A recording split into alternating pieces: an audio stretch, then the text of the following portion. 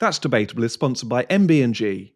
MB&G are specialists in the esoteric world of vehicle and furniture warranty insurance, delivering quite marvellous customer service, prompt claims payment, and a highly developed understanding of how to deliver these products in a way that is both compliant with the regulations and attractive to customers. To find out more, call Paul Smith, the Managing Director, on 07887 501 441. That's 07887 501 441.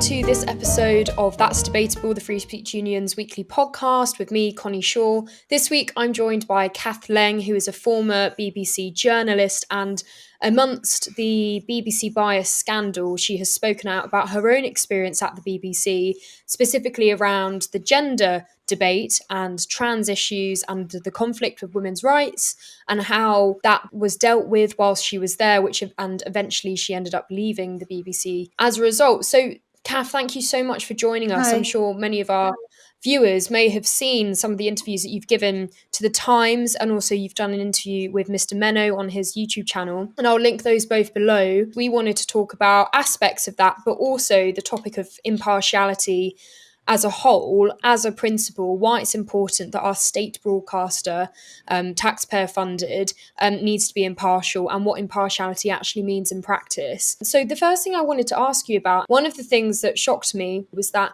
you were disciplined whilst you were at the BBC for some things you were saying online.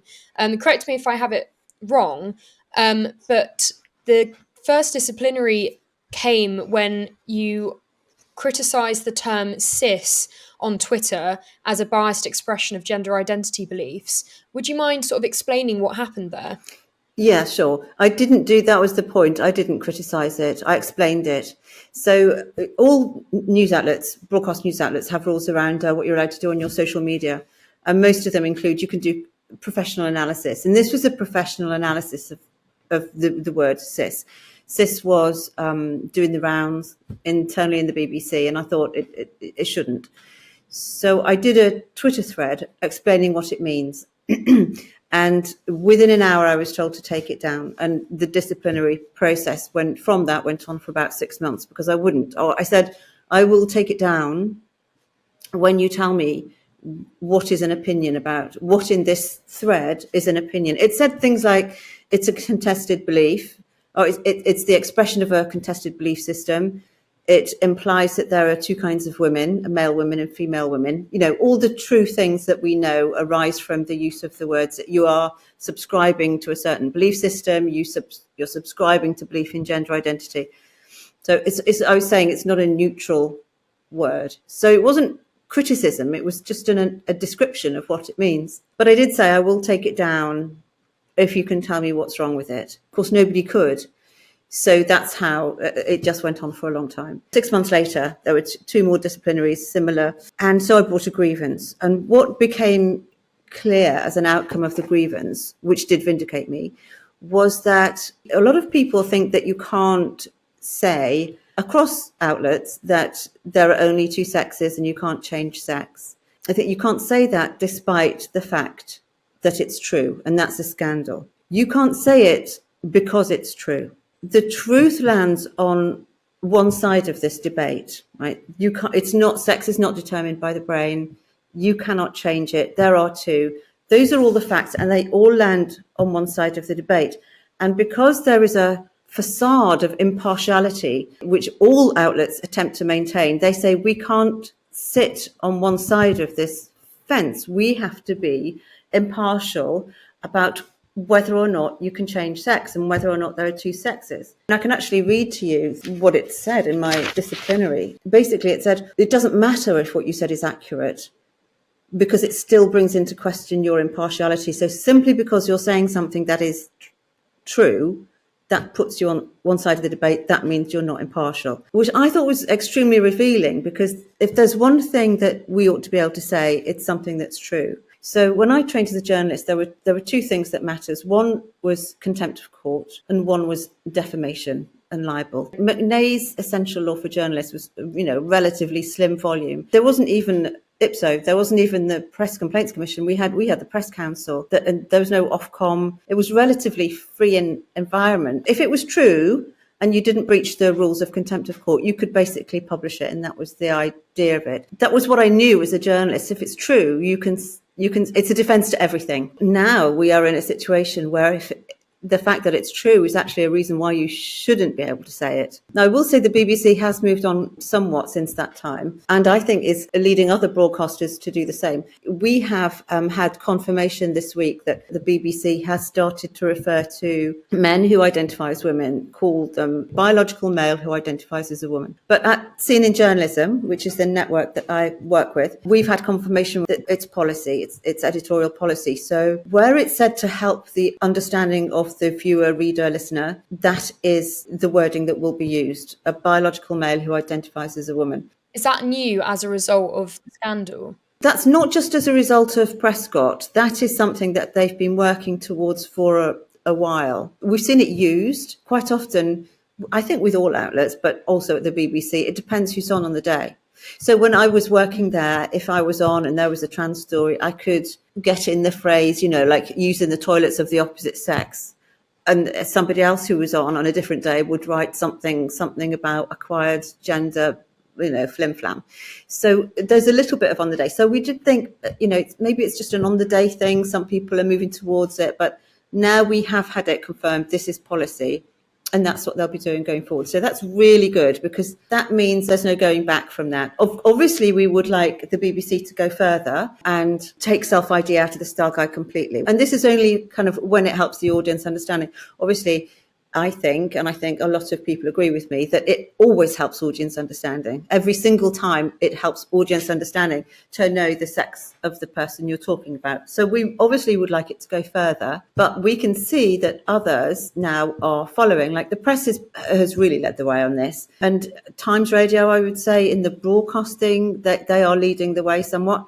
But out of the big sort of BBC, Sky, ITV, Channel 4, the BBC is now a little bit ahead of the game, and they're taking it quite seriously. And I feel like others will just fall into line. I don't know if you listened to the committee with Prescott, but one thing that was said by one of the witnesses, in fact, I think by one of the editorial advisors, was that she was very, very impressed by the BBC executive, because it was able to hold long meetings, sometimes 2 and 3 hours, where everybody attended and they all discussed it. This is not a great thing. This is typical of the problem of the BBC, because once they've had that 2-hour meeting, they think job's done and they don't have to action anything as a consequence. It is changing. So I don't think the other outlets quite have the same level of resources. They've currently got 3 reviews ongoing, and we thought it was only 3. Prescott turned out to be 4 on sex and gender and impartiality. I think if the BBC edges towards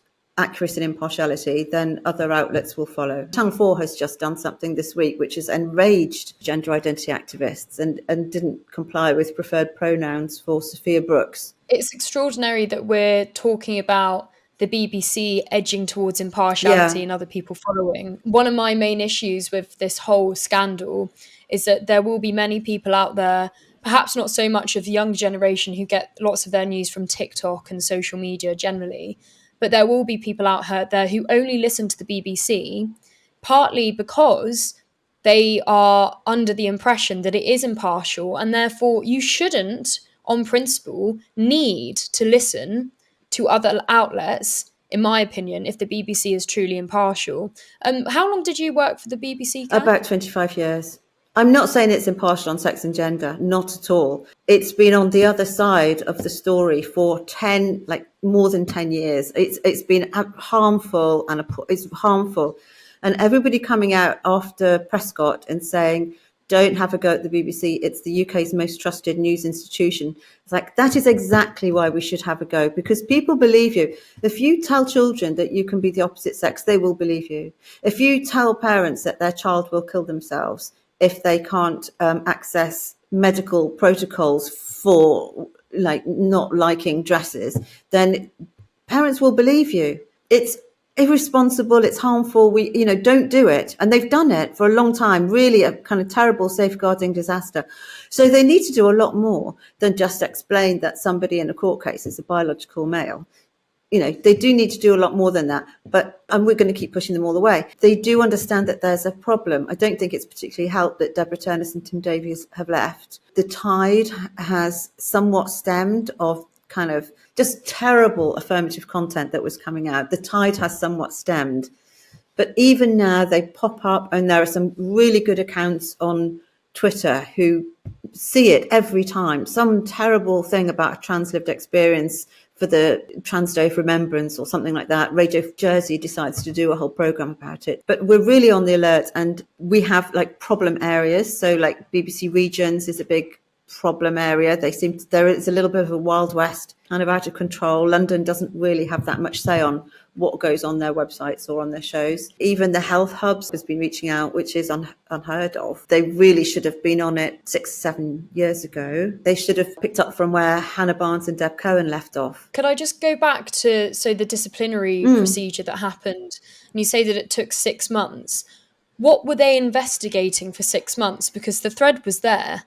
So there wasn't anything else to see. They could see it with their own eyes. It's not like they were having to dig around. And what year did this happen as well? This was 2022. So the Free Speech Union existed at the time. Did it occur to you? Did you know about the FSU at the time? Would that have been something that you would have reached out for? Yeah, I think probably I probably would have done. But now, why didn't I? It didn't really occur to me to do that because I thought I could fight this battle because the arguments were very clear to me that this is true, therefore I'm allowed to say it. It's a shame that I'm going back to that, the same thing I was saying in 2016.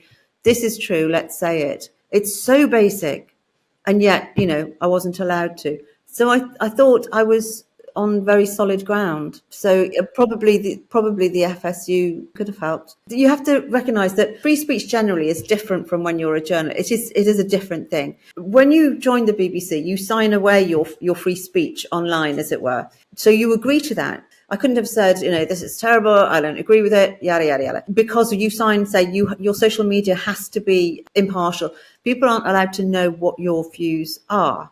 And that's the same for Sky, ITV channel. That's kind of the rule. So you do sign away your free speech. I wouldn't expect as a BBC journalist to go onto Twitter and write a whole thread about my opinions on sex and gender. I don't think that would be due for anybody to do that. But I did think I ought to be able to tell the truth, which is that you can't change sex and so on and so forth. There's only one kind of woman. And that's what I was stopped from doing. I don't pretend that it all came as a big shock. I knew that there would be trouble. I didn't want this word cis to become an accepted term. I didn't want it to be accepted into the BBC lexicon as a kind of normalised word. Are you under the impression that someone was trawling your Twitter feed, or do they check them to make sure that you're not saying anything you shouldn't? So people did look at my Twitter feed. Yes. I mean, I was warned that people are, I was warned to be careful because people were looking at my Twitter for anything because they knew. Who were you warned by? I was warned by managers. So just keep your Twitter clean because people are looking, because they would jump on it. Like there would be complaints very, very quickly. And that was the other thing in the Times interview where you said that there were also 2 other complaints against you made by other BBC staff over editorial decisions that you made. Yes. One was, there was a programme of Hard Talk. Hard Talk interviewed Sean Fay. Sean Fay is an activist and is a trans-identified man. He was talking about his younger life, and the presenter said to him, isn't it the case that transgender children, young people are more likely to suffer from self-harm and suicidality, like roughly those words. This wasn't just Sean Fay. I mean, if Sean Fay had said it, then the presenter should have fact-checked him. But the fact was the presenter said it. So this is, people all over the world watch Hard Talk. Like people in far-flung areas are being told by the BBC that their children are more likely to self-harm and be suicidal. And to clarify, this has been entirely debunked. It's been entirely debunked. Our own government independent inquiries that are commissioned by our own government. Yes. That it's actually very dangerous. Not only is it not true, but very dangerous to say it. It's very... And journalists are trained to be very careful when they talk about suicidality because it is socially contagious. And if you tell children that they are more suicidal because they're trans, that will, saying that, even though it wasn't true before, make them start thinking about it in a way that they hadn't and suicidality is socially contagious in that way. You are exactly right. And even Louis Appleby, the UK's, they call him the suicide czar, but he has also spoken out with regards to the way that in this debate it is used. Basically, it's as Helen Joyce has said, it's used to create a life or death situation to justify medical protocols. But I contacted the programme producer. It was before broadcast. I watched it before broadcast. Naturally, I did. You're allowed to do it. So I thought, oh gosh, what is Sean Fay saying now? He's got a whole half-hour programme. I'll listen to it. So I was aghast. And I contacted the programme producer and said, look, this is, as you say, the reasons you sent various links about from the NHS saying it's not true, from Louis Appleby, guidelines around reporting suicide and so on and so on. I said, look, I think you should edit this out. So they said, oh my goodness, I'll pull the programme. This was the day before it was due to go out, and they pulled the programme for 3 days. And then they emailed me and they said, it's fine. We think it's fine. We're going to broadcast it as it is. And so they did. And then they reported me to HR for raising the concern. And within a couple of weeks, a complaint was upheld against the programme, and they were told to put out a correction and say this isn't true. So they had to correct the error, but they proceeded with the disciplinary. So that was one of them. And then the other one was I put LGB Alliance on an Aston. It's the stupidest thing to get disciplined over. You put the LGB Alliance on a what, sorry? An Aston is your visual furniture. You know, the ticker that you see going along the bottom, and then above that you have a line of news that's attached to the story. This was a story about monkeypox. And monkeypox, as you know, LGB Alliance were the first organisation to raise the alarm about its connections with the gay male community, about its spread in the gay male community. And they were universally criticised roundly for saying, you're smearing gay men. This is a stigma. You're creating a stigma. And they said, it's just a fact. You know, we need to be on the alert for this when we're treating it and providing prophylactics and all of that kind of thing. Everybody on the TQ side joined in this assault on LGB Alliance. So then a vaccine was developed. Our correspondent was doing a live on the channel about how the Trevor Project wanted the vaccine to be shared, first of all, among gay men. Like it was finally accepted that it was an issue. I thought it was such a hypocritical thing to do. And I was doing the visual furniture that day. So I just put the LGB Alliance has also raised concern about the spread of the disease, right?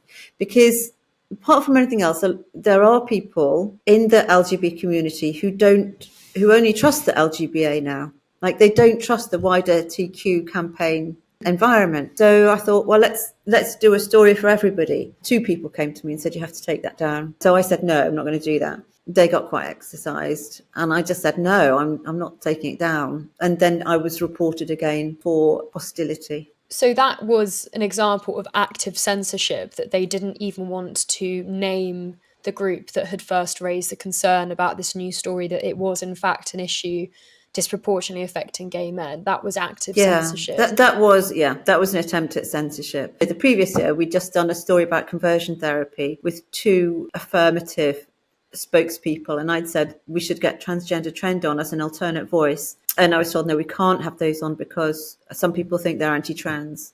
And that was just a direct shutdown of a group that would have raised concerns about, because there was only, as you know, there's only reason conversion therapy was in the news, or indeed was being put it before Parliament as only one reason. I mean, every method of conversion therapy is illegal, like, you know, torture and duress and all of that kind of thing for homosexuality. It was just all designed to encompass talking therapies for children who have been led to believe that they are or maybe the opposite sex. So that was literally the only reason it was controversial. It's the only reason to do the story.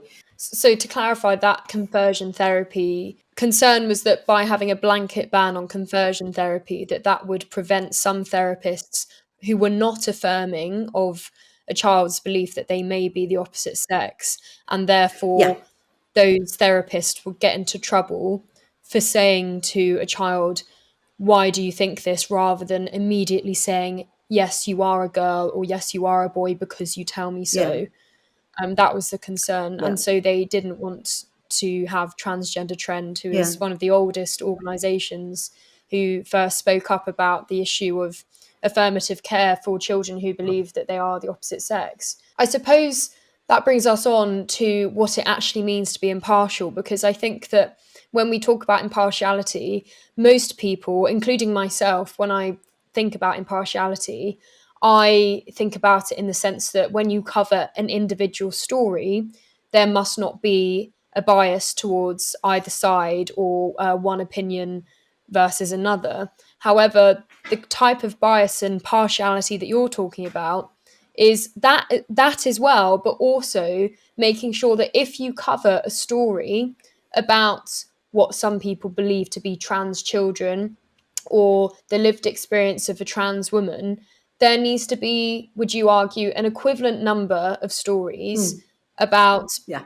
women, for example, who want single sex spaces or a detransitioner to therefore balance out the story about the trans child, as some would believe it, or Yeah. the experience of a trans woman. Exactly, you are exactly right. There's two kinds of bias. So there's the bias of language, and there is selective bias, which is, as you so rightly point out, the choice of your stories. And they all come under a sort of a framing. So true impartiality, establish the facts and curate your views around them. So that means all views. So while I personally, there are views that I would not like to see platformed ever, as seen in journalism, what we want is for the facts to be at the heart of it and platform views on both sides. The debate naturally then over gender identity is the facts are, we know the facts, you can't change sex, sex is binary, so on and so forth, not determined by the brain, by your reproductive role. So the debate that stems from that, on every occasion, the basic fundamental debate is, are there any occasions on which it is appropriate to disguise these facts? Right? That's what you should be talking about. But you can't do it because you cannot have the editorial conversation in the first place in which the facts are acknowledged. And you cannot use those facts as the framing of a debate because they're considered to be biased in themselves. So you can't even have the framing for true impartiality. And this is not just the BBC, this is across all outlets. The GB News is the only outlet where it's a huge fight because, say, the difference between GB News and the BBC News. So BBC News Channel, you have journalists reading the news and doing the interviews and everything. GB News, I'm sure you know this, but just to explain for the viewers, they have a little segment of news at the top of their programme and all the rest is current affairs. And that means that's how they were able to argue at the High Court that they did not have politicians reading the news or doing news interviews. So just in case people don't know, that's the difference between news and current affairs. The GB News, it's a bun fight in the sense that they have presenters, current affairs presenters, who have views right across the spectrum, and they platform everybody. They platform the most ardent gender identity activists and they platform everybody right on the other side of the debate. People are hearing voices they have never heard before. And they're doing stories that don't appear on any other outlets. So when people criticise them for not being impartial, what they really mean is they are using language and platforming stories that we have forbidden ourselves to use or to cover. For no reason. That's a very interesting point. Do you think that, therefore, if the BBC had genuinely always been impartial and there was no such thing as the BBC bias, speculation, and more recently an actual scandal, that people wouldn't be as shocked about the way that GB News operates? Because had there been a starting point, which should be the BBC, that should be acting impartially and covering a range of different voices, that therefore now that GB News exists and in some ways was created precisely for this reason, that the BBC and other mainstream legacy outlets were not covering these stories, people think that GB News are somehow making up these stories because they haven't ever been covered before, or kind of finding these strange people from strange corners of the internet on Twitter or something to come and speak about a controversial topic. But actually, lots of those opinions that are being spoken about that haven't been platformed before, many people also share. And that's the same for a lot of gender critical women. For example, lots of gender critical women are traditionally left wing, as in the traditionally for themselves. I don't mean sort of traditional left wing politics. I mean, for themselves, they are left wing. but they're only platformed by GB News because places like the BBC are literally saying, no, we won't have transgender trend on. No, we're not going to name the LGB Alliance. And so therefore the framing is already there that because they're on GB News, that therefore their views must be fringe and unrepresented, and unrepresentative. But had the BBC done its job from the beginning, this uproar continuing today about how awful and evil GB News is wouldn't be as bad. It's just the fact, like you were saying, that people haven't been exposed to these opinions by the state impartial broadcaster, and now they are. It feels for many people they've popped up out of nowhere, and GB News is trying to capitalise off fringe opinions. That's very interesting. I think you're right. I definitely think you're right. I suppose because I've been doing this for so long, I hadn't realised how fringe some people believe GB News to be. Like, I can understand that there are people who don't want to watch it ever, and I can understand that there are people who don't like its style. And it platformed Helen Webberley. Helen Webberley is the founder of Gender GP, which provides affirmative care to very young children, and it's extremely controversial. And she's currently doing the media rounds and has had some quite explosive interviews, and our viewers can make up their own mind about her. Yeah, so on that night when Ben Leo interviewed her, the numbers were rocketed. They beat Sky and they beat the BBC. So I think it's fringe by the chatterati, by all that crew who are now out defending the BBC and probably think GB News should be shut down. It's a case of wishful thinking. I mean, sometimes I think when we have these debates, when you start with a debate about, say, a subject like sex and gender, the first thing people should say is, do you understand that there is such a thing as reality? Like, we do not live in the Matrix, and you cannot make things true by saying they're true. So what we've seen in terms of selective bias, which is what you were just mentioning, we have had a lot of lived experience stories, okay? And the thinking behind it, and this has been said to me, is that this is someone's truth. And so when you say it's not true, that is your truth. To which the response is, do you understand that there is such a thing as reality? Like, this person hasn't invented a whole new truth by saying some words and holding a belief that only they hold. So they've chosen language, the first bias, and this is across the media, across all broadcast outlets, and, even outlets like the Times, Telegraph and The Sun, all of those right-wing outlets that you'd think wouldn't do it, they've all adopted self-identification. And this is your first jump-off point, because you are automatically describing men as a type of woman. That is completely wrong. It misleads the audience. It's not true. You don't need to actually talk about any of the harms it does or the sort of corruption of public understanding. It's just not true. That should be enough. Like, you need a really good reason, or you should need a really good reason as a journalist to justify telling a lie every single day. And Suzanne Moore wrote a really great piece this week. I think she's totally fed up with it. And she's laid out a lot of very cogent arguments about the problems with gender identity activism. But this week she just said, I will not lie. I won't do it anymore. And it's very foundational. It's not, I should not have to. No, nobody should have to explain, as a journalist, explain the harms caused by the lie for it to be a harm in itself. That it is simply not true. I suppose if I was a trans activist, I would say that you're wrong, that it isn't a fact to say that you can't change sex. Or I suppose a different response would be, no one's arguing that you can't change sex, or that you can change sex, sorry. And we're just saying that sex and gender are different.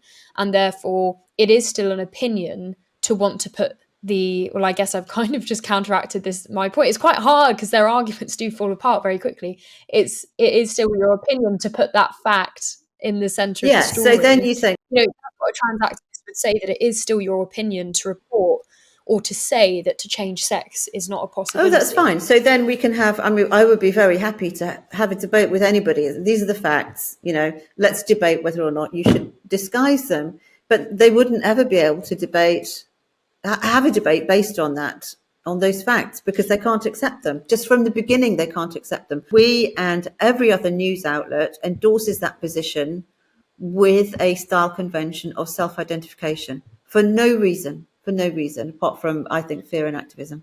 What is quite interesting about the interviews that Helen Webberley has been doing, as is that I've noticed, and I'm not surprised by this, is that she immediately tries to manipulate the language of her opponent to prevent them from using accurate language. So in the Julie Bindel debates, she automatically made sure that Julie was going to use her language. And there were times where Julie would say what you would call, because Helen would not cooperate if her opponent didn't use the language that she wanted to. And Helen Joyce, who you mentioned earlier, is really good at explaining why it's so important to use the accurate language, because especially in this debate in particular, you cannot explain why a person should not be able to go into a women's space if you do not use accurate language to make it clear that the reason why that person can't go in is because he's a man. If you're using female language, it's not clear to the reader why that person shouldn't be in the women's space. That's accurate. And therefore, you cannot cover stories about women who don't want men in their spaces. No, that's accurate. The conversation about whether a type of woman is allowed in a women's sport is very different to a conversation about whether a man is allowed in a women's sport. It's much longer, for a start, because the conversation about having a man in women's sport lasts about 50 seconds. And say, no, they shouldn't. So it's not really a conversation. So the language you use is at the heart of it. So that is at the heart of it. Selective bias is another one. I pitched a story a few years ago about the family impact of transition, and it was meant to cover the transition of a child, the impact on siblings, friends, parents, the impact on wives. It was a big project. Families who were having a very hard time did speak to me. I'm very grateful to them for doing that. Put together a pitch, and I took it to a news commissioner, and they were interested. And they said, can you go back and get a bit more? And then I will take it to the head of online. From that, his response was like encouraging. And I genuinely think that he was interested in covering the story. What you do then is you go back to people who have already given you their trust, and you raise their hopes that their story is finally going to be told after X number of years. And you say, can you give me more details? And they give you really personal details and stories. I submitted this as well. Nobody else was doing the story. So I thought maybe I can do a story or encourage somebody to do a story about it. It came back after consulting with Stuart Miller. It said, we're very busy news agenda. We need a stronger top line. We need to think about balance because it can be very contentious. So I have just looked back at the stories that were done in the 8 weeks around this rejection. Growing up transitioning in a rural Cumbrian village. I write poetry about my trans experiences because it's important we are seen. I witnessed transphobia towards my mum. I came out as trans and made headlines. I can finally be who I've always been. Transgender surgery was life-saving. There is no size guide for trans women. I know what I've overcome to exist. Transgender struggles of lockdown, from tennis outcast to trans pioneer, and Bangladesh's first trans newsreader. So all of those stories were considered, it wasn't too busy to do them. They all had a stronger top line than the family impact of transition. None of them needed to have any concern about balance or about contentiousness, according to this, because my idea was rejected. And that is selective bias for you. 12, 13 stories, completely affirmative. All of them lived experiences. None of them were news stories. They were all my truth kind of stories. Now that is selective bias. And we have seen so much of it, not just from the BBC, but from Sky, ITV, Channel 4. DB News is the only one we haven't. We've even seen it from the Telegraph with Diana Thomas, who is a fella kind of transitioning and got a column in the Telegraph to tell us all about it. If we'd had stories about I escaped surgery, I escaped drugs, or I will never have sexual function, or I will never have children, my children were devastated when my husband started cross-dressing. You know, if we'd had those stories, we would have a very different national picture. Perhaps there wouldn't have been that spike to the Tavistock of children. Perhaps we wouldn't have so many children damaged. It's a tragedy when you think about it. The affirmation that we as an industry conducted was on an industrial scale. I mean, it was every single story was affirmative. And meanwhile, women they couldn't get a voice. And it was like going back to the days when women were fighting for a vote and they had to go and stand on boxes in town squares And that is what 100 years later women were having to do, because they couldn't get on any broadcast platform, they couldn't get themselves in the press.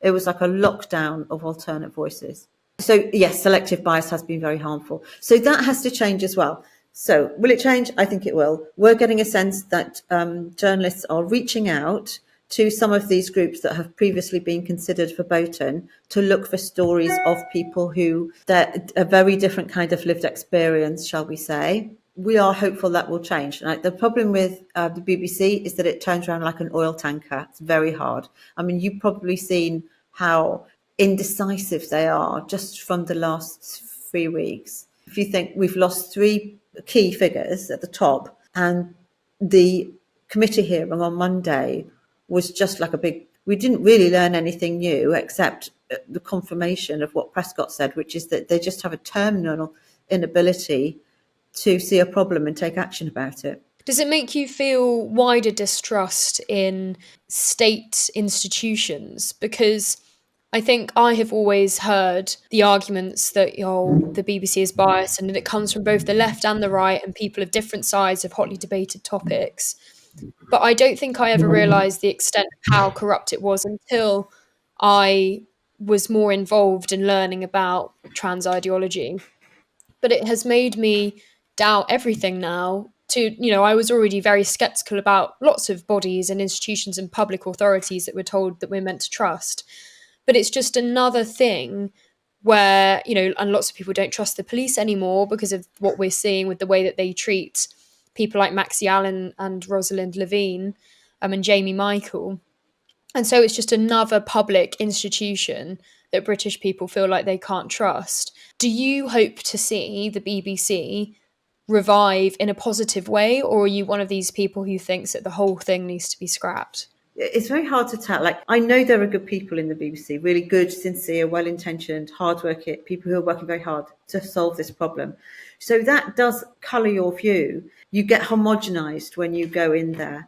So you have to be on the alert to whether or not you're becoming homogenized. Like, naturally, when you talk to people, you do understand their point of view because they're human beings just like you, and you have to find a way to persuade them that isn't just getting up in their face and being antagonistic. So, no, I do have hope, and I know there are great people working there, but I do also have to separate the institution from the people.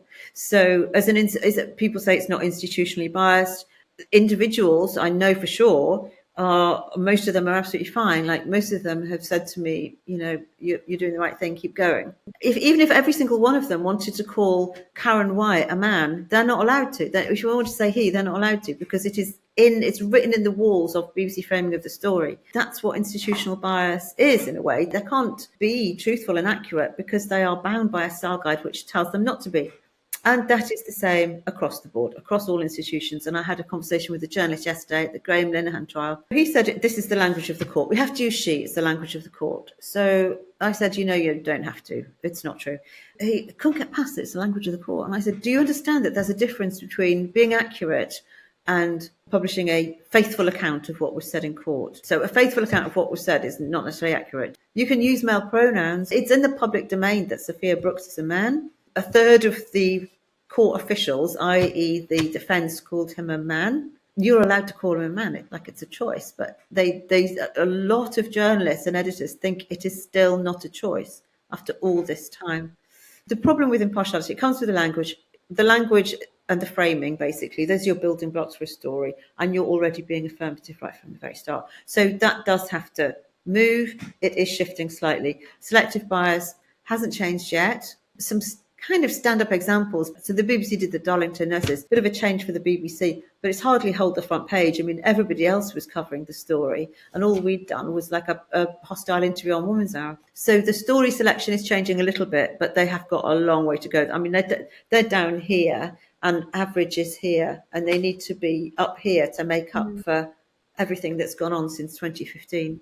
This is across the media landscape. When you think of the papers like the Times and the Telegraph and the Mail, which you think would naturally be expected to be more a more reality-based view, they still have self-ID. Every single style guide in the world still runs by self-ID. And we have to change that, because while that framing still exists, this counterfactual, pernicious idea is going to crawl its way back into social acceptance. At the moment, we've got skepticism, and rightly so, but we really have to get the language right first across the media, and then I think we might be somewhere towards resolving the issue.